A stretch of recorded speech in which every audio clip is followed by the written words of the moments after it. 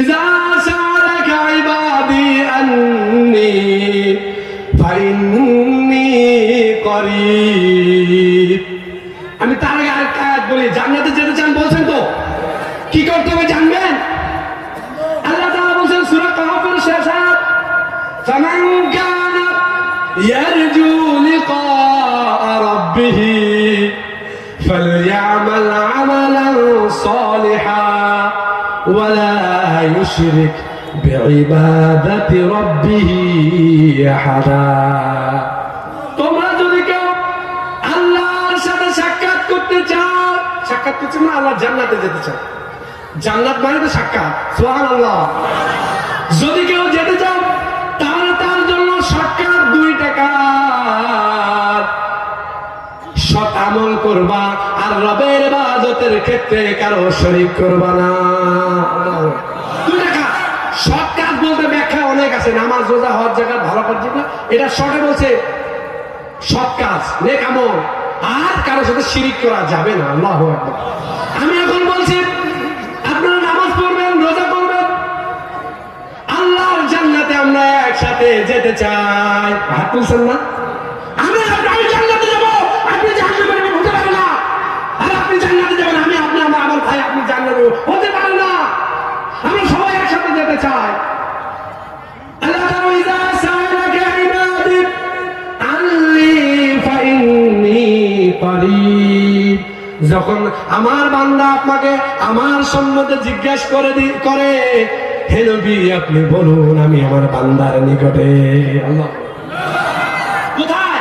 হাবিলের ওয়ারি, এই শাহরগের চেয়ে নিকটে।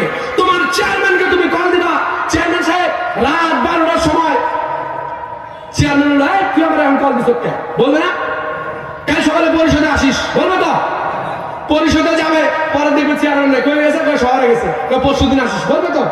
এরকম তো সিস্টেম, কারো বদনাম করছি না, দুনিয়ার মানুষের ভুল হতে পারে। মেম্বার সাহেবও সেন্ড করবে, ভাইও সেন্ড করবে, একটাতে আটটা হয়ে যাবে, আসবে না জাস্ট। কিন্তু আল্লাহ বলছেন সালাকা ইবাদি আন্নী ফাইন্নী করিব। ও বান্দা, যখন আমি রবকে তুমি ডাকবা, রাত 10টায় নাই, রাত 12টায় নাই, রাত 2টায় নাই, যখন তুমি আমি রবকে ডাকবা, আমি রব বলবো বান্দা তুই বল আমি হাজির। আর তুমি লোক দিছে যখন আমার বান্দা আমাকে ডাকে, সাথে সাথে আমি জবাব দেই, সুবহানাল্লাহ, সাথে সাথে জবাব দেই।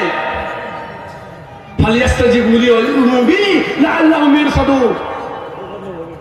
এখন কথা হচ্ছে রব্বে কারীম আপনি পাক করছেন, সাপোজ পাপ করছেন, কিছু করেন নাই, কিছু পাপ না। আল্লাহ তাআলা বলেন কুল ইয়া ইবাদি আল্লাযীনা আসরাফু আলা আনফুসিহিম লা তাকনাতু মির রাহমাতিল্লাহ। আল্লাহু আকবার। হে আমার বান্দারা, তোমরা পাপ করছো, ফিরে আসো, মদ খাও, ফিরে আসো, জুয়া খাইছো, ফিরে আসো, যা পাপ করছো, কোন খারাপে, ফিরে আসো আমার দিকে। আল্লাহু আকবার। সুযোগ দিছে না?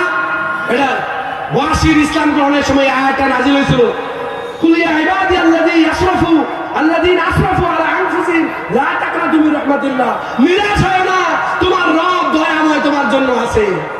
তোমাকে ডাকতেছে, তুমি শুধু গভীর রজনীতে মনোযোগ দিয়া একখানা সিজদা দিয়ে রবের কাছে বলবা, রব আমি হাজির। আল্লাহু আকবার। শুনলাম, তোরে মাফ করে দিলাম, সুবহানাল্লাহ। যা সালাকা ইবাদি আন্নী ফাইন্নী করিব। তো আল্লাহ তাআলা মাফ করে দিবেন, লা তাকনাতু মির রাহমাতিল্লাহ। তোমরা আল্লাহর রহমত থেকে কখনো নিরাশ হবে না। আরে মিয়া, তোমার গুনাহ কি পাহাড় সমান? মাউন্ট এভারেস্ট 27,000 ফিটের সমান? তোমার রবের ক্ষমা আকাশ পর্যন্ত, সুবহানাল্লাহ। তোমার গুনাহ যদি আকাশ পর্যন্ত হয়, তোমার রবের ক্ষমা 7 আকাশ পর্যন্ত। তোমার গুনাহ যদি 7 আকাশ পর্যন্ত হয়, মনে রাখবা তোমার রবের ক্ষমা সিদরাতুল মুনতাহা পর্যন্ত। তোমার গুনাহ যদি সিদরাতুল পর্যন্ত হয়। মনে রাখবা তোমার ক্ষমা রবের আরশে আজিম পর্যন্ত, আরশে আজিম পর্যন্ত তোমার ক্ষমা।